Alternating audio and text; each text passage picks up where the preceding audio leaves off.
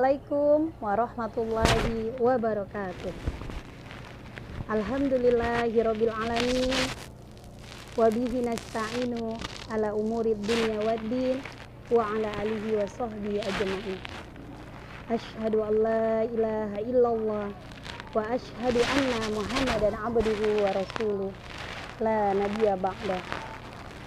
Allahumma sholli ala Muhammad wa ala ali Muhammad kama shallaita ala Ibrahim wa ala ali Ibrahim wa barik ala Muhammad wa ala ali Muhammad kama barakta ala Ibrahim wa ala ali Ibrahim fil alamin innaka Hamidum Majid. Anak-anak ustazah yang insyaallah selalu dirahmati oleh Allah Subhanahu wa taala.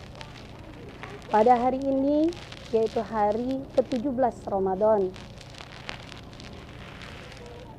Insyaallah kita selalu diberikan oleh Allah Subhanahu wa taala nikmat kesehatan, nikmat kesempatan sehingga kita bisa melakukan amalan-amalan di bulan Ramadan ini dalam keadaan sehat, yaitu saum kita di bulan Ramadan di siang hari, kemudian dilanjut dengan tarawih di malam hari.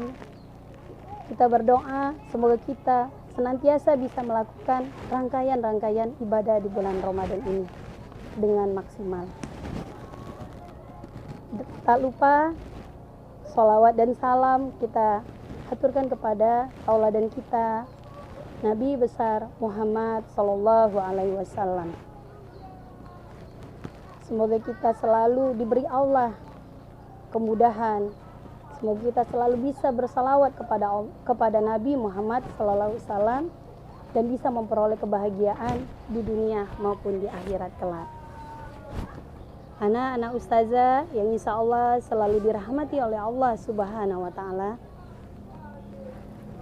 Seperti kita ketahui, 17 Ramadan ini adalah di mana diperingati yaitu turunnya Al-Qur'an yang disebut dengan nuzul Quran. Nuzul Quran adalah peristiwa turunnya Al-Quran dari malaikat Jibril kepada Nabi Muhammad sallallahu alaihi wasallam. Seperti dalam firman Allah dalam surat Al-Baqarah, "Syahrul Ramadan alladzi unzila fihil Qur'an hudal linnas wa bayyinatin minal huda wal furqan." Al-Quran diturunkan di bulan Ramadan. Al-Quran diturunkan sebagai petunjuk bagi manusia dan sebagai penjelas dari petunjuk itu dan sebagai pembeda yang mana yang hak dan yang mana yang batil. Anak-anak ustazah yang insyaallah selalu dirahmati oleh Allah Subhanahu wa taala. Peristiwa turunnya Al-Quran ini pertama kali diturunkan oleh Allah Subhanahu wa taala di Gua Hira kepada Nabi Muhammad. Ketika itu Nabi Muhammad sedang menyendiri di Gua Hira. Ayat yang pertama kali turun yaitu surat Al-Alaq yang bunyinya, "Iqra bismi rabbikal ladzi khalaq, khalaqal insana min 'alaq, Iqra wa rabbukal akram, alladzi 'allama bil qalam, 'allamal insana ma lam ya'lam." Anak-anak ustazah yang dirahmati oleh Allah Subhanahu wa taala. Namun sebelum malaikat Jibril membawa Al-Qur'an, Al-Qur'an diturunkan dengan dua tahap. Yang pertama, Al-Qur'an dari Allah Subhanahu wa taala kemudian disimpan di Lauhul Mahfuz, ya.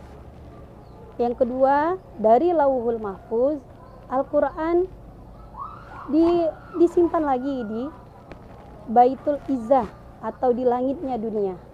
Kemudian Al-Quran dibawa oleh malaikat Jibril dan disampaikan oleh malaikat Jibril kepada Nabi Muhammad sallallahu alaihi wasallam dengan cara dibacakan langsung oleh malaikat Jibril.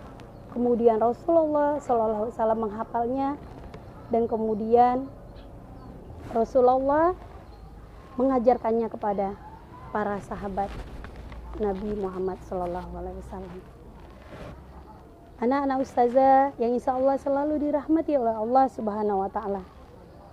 Di sini dapat kita ambil pelajaran kenapa Al-Quran itu diturunkan secara berangsur-angsur, tidak diturunkan secara sekaligus. Padahal kalau Allah ingin menurunkannya secara sekaligus, itu Allah bisa melakukannya. Karena di sini kita disuruh untuk mengambil pelajaran di sana. Al-Quran diturunkannya secara berangsur-angsur. Untuk apa?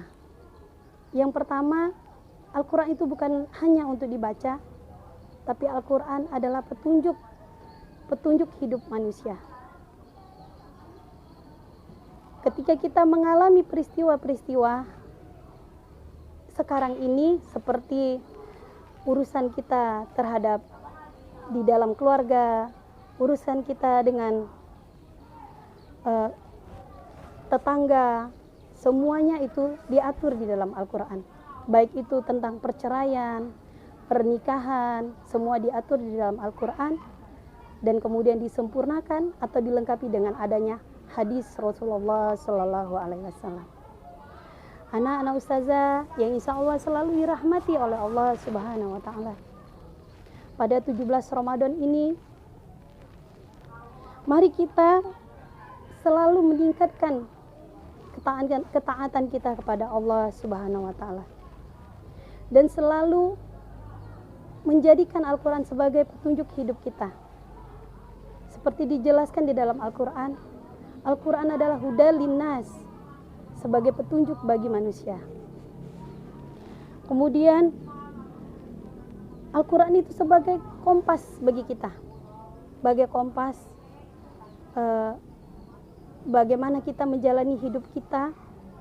Al-Quranlah tempat berpegang kita untuk bisa menjalani hidup dengan sebaiknya dan berakhir kehidupan kita menghadap Allah dengan penuh keridhaan oleh Allah Subhanahu wa Ta'ala. Anak-anak ustazah, di sini kita bisa mengambil contoh, misalnya kenapa Al-Quran itu dikatakan sebagai petunjuk dan dia diturunkan secara berangsur-angsur. Misalnya ketika pada zaman Rasulullah dan para sahabat, mereka sedang berjihad, ketika itu di dalam perjalanan, di pertengah perjalanan kehabisan air. Jadi ketika kehabisan air, mereka pada saat itu belum tahu bagaimana cara berwudu selain menggunakan air. Kemudian Allah menurunkan di dalam surat Al-Maidah ayat 6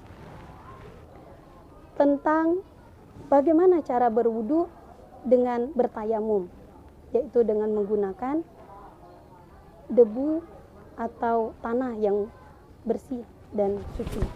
Ya. Anak-anak ustazah yang insya Allah dirahmati oleh Allah Subhanahu wa Ta'ala, pada kesempatan ini ustazah mengajak anak-anak ustazah untuk selalu menjadikan Al-Quran itu hudal linnas, sebagai petunjuk hidup. Ya. Di sini sebagaimana dicontohkan di dalam Al-Quran, Al-Quran itu diturunkan sebagai petunjuk. Di dalam surat Al-Fatihah, kita meminta kepada Allah petunjuk yang berbunyi ihdinas siratal mustaqim. Kita sebagai orang-orang beriman selalu meminta petunjuk kepada Allah Subhanahu wa Ta'ala untuk ditunjukkan jalan yang lurus. Kemudian di sini dijawab langsung berselang beberapa ayat dari surah Al-Fatihah, yaitu di surah Al-Baqarah, ya anak-anak ustazah, dijelaskan lagi dzalikal kitabul la raiba fi hudal lil muttaqin. Di sini dijelaskan bahwa itulah Al-Quran, tidak ada keraguan padanya, sebagai petunjuk bagi orang-orang yang beriman. Mungkin ini yang bisa ustazah sampaikan. Semoga bisa diamalkan, dan apabila ada kekurangan itu datangnya dari ustazah sendiri. Pada Allah ustazah mohon ampun, dan apabila ada kelebihan atau apa yang disampaikan pada hari ini itu datangnya dari Allah Subhanahu wa taala. Akhirul kalam. Wassalamualaikum warahmatullahi wabarakatuh.